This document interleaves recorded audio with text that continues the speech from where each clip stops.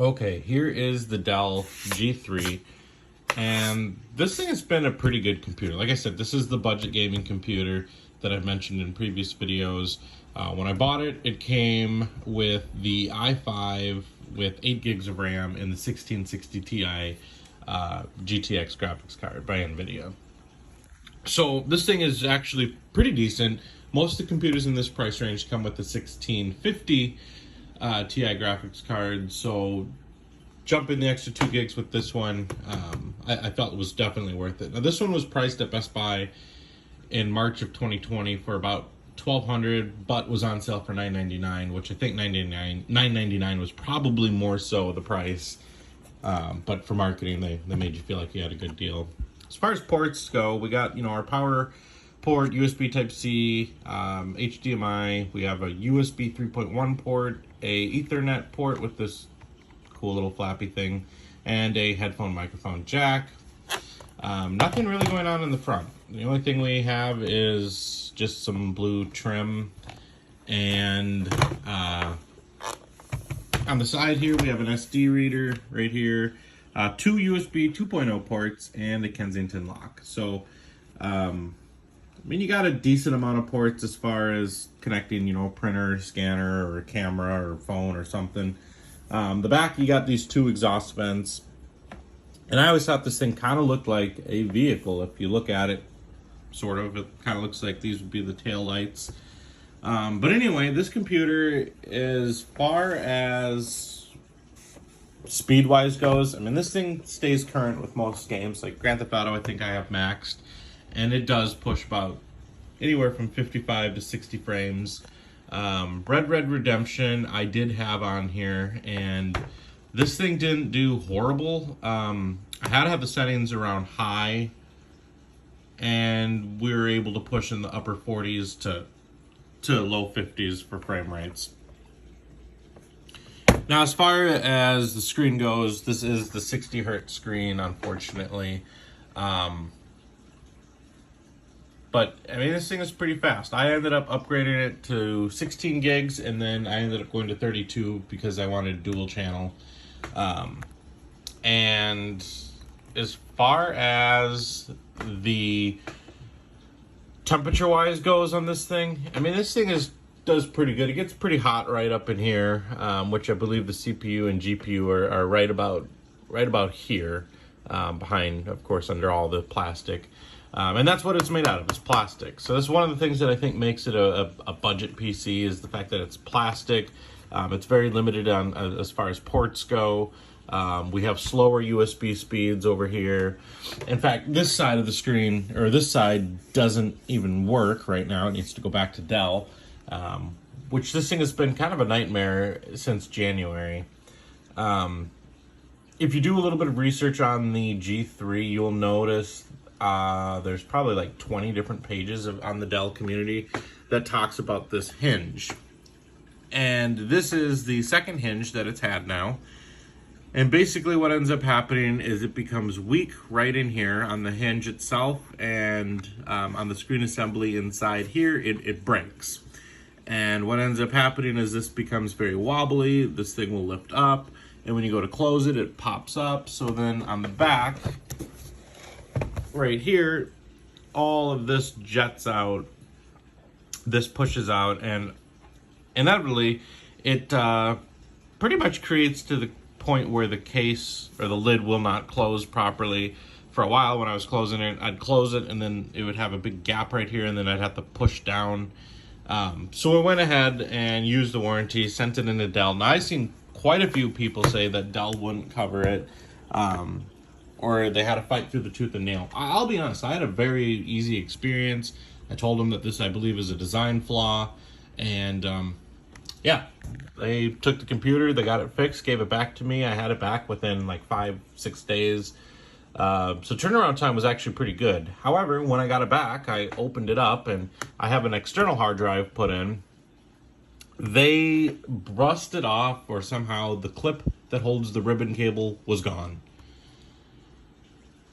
So I sent it back in, and they fixed the ribbon cable, got the ribbon back, got the hard drive in, and everything is working good now. Until I went to go plug something in on this side, and now it doesn't work. So they replaced the screen assembly the first time. I'm guessing they just did a whole new screen because the screen does look a little bit better than the other one. The colors are a little bit more accurate, and they replaced the motherboard, and then they replaced the speaker. So I don't know why they replaced the speaker. Both speakers were working, so I don't know if they had just damaged it or what. But yeah, so they ended up replacing that, and honestly, the only reason why I wanted a different computer is because this one I have had for over a year, and honestly, it's a really good computer. Don't get me wrong. It has the i5 9300H CPU at 2.4 gigahertz and the 32 gigs of RAM. My only issue with this one is it's an i5. I really wanted to go with the i7, but I sacrificed for the i5 versus the i7 at Best Buy because I wanted the graphics card that this thing had. Has. And honestly, I really can't complain with the graphics. The graphics look amazing. You know, for under $1,000, this thing is pretty sweet. I would say that this is probably a good starting system because there's a lot of bare bone options that you can go with, and that was one of the things that I did like about this is a lot of it's upgradable: memory, hard drive. I've seen some people actually take out the 60 hertz panel and put in a 144 hertz panel. Some of it looks a little bit interesting because they ended up having to change the cable to the motherboard. I believe this uses a 30 pin and they have to go to a 40 pin, I think I read. And then some of the builds I've seen that they've used electrical tape to kind of seal in the lid. But honestly, I decided that I would just fix this computer up, clean it up a bit. I'm going to get it sent back to Dell, get this side fixed. Hopefully they'll fix it and nothing else will go wrong. But I have a feeling, since it's been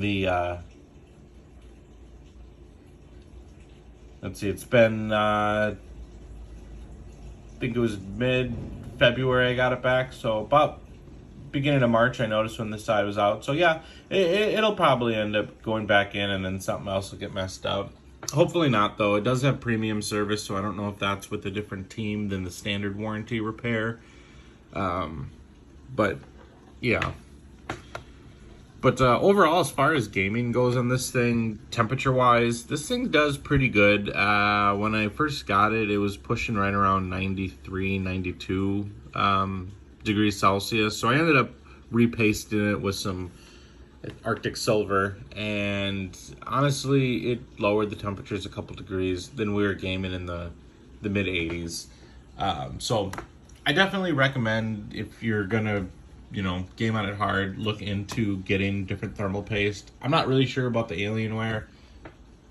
I haven't really done any research on thermal pasting or anything like that.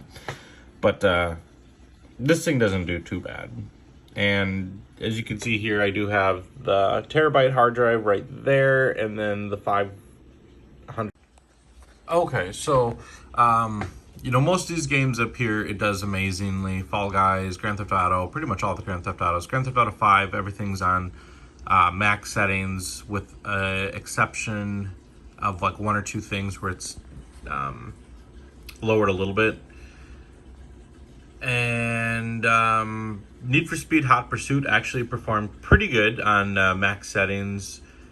Planet Coaster has a little bit of a struggle on full settings, so it's down a little bit. It is a pretty high demanding graphical game, which you wouldn't expect of it, but it does take quite a bit.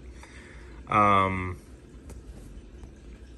the other games on here pretty much do pretty decent job. Trials of Mana, World of Final Fantasy, all the Tales games that I have more than just this one, but I mean, these work all flawlessly. Dragon Quest works flawlessly. Pretty much the only game that I can't run on max settings is Doom Eternal. I don't have it installed on here, but Red Dead Redemption 2 and Need for Speed Heat were all games that had to be run on either medium or high settings instead of the max settings. So overall, I really can't complain. Like I said, this computer is really good for anybody who's looking to start gaming, somebody who's, you know, not sure if they want to invest a lot of money into a computer. Maybe you're new, maybe you're switching from console and you want to try gaming on a computer. You know, picking up one of these is not a bad idea. I don't know if you'd want to get the Dell G3 per se. It is really a bare bones system as far as being able to upgrade and having a really nice processor. Just make sure you get one with the 1660. I think they even have the 2060s out now, or even a 2070 in the G3. But one thing I want to make note, this is a horrible, horrible design, and I believe this is what also led to the failure of the Hinge. And by the way, this thing is a fingerprint magnet. The exhaust vents are right here, and if you can tell, they blow directly onto the screen. So the heat hits this. So this gets fairly warm on both sides, and I believe that is what inevitably caused the hinge failure. And it's ironic because it's only this side of the hinge that fails. That side stays strong. It's this side here on the charge port side that that has its issues. And all the ones I've seen online, it was this side. But yeah, this is the Dell G3. Just a quick review over it, and hopefully the Alienware gets here soon.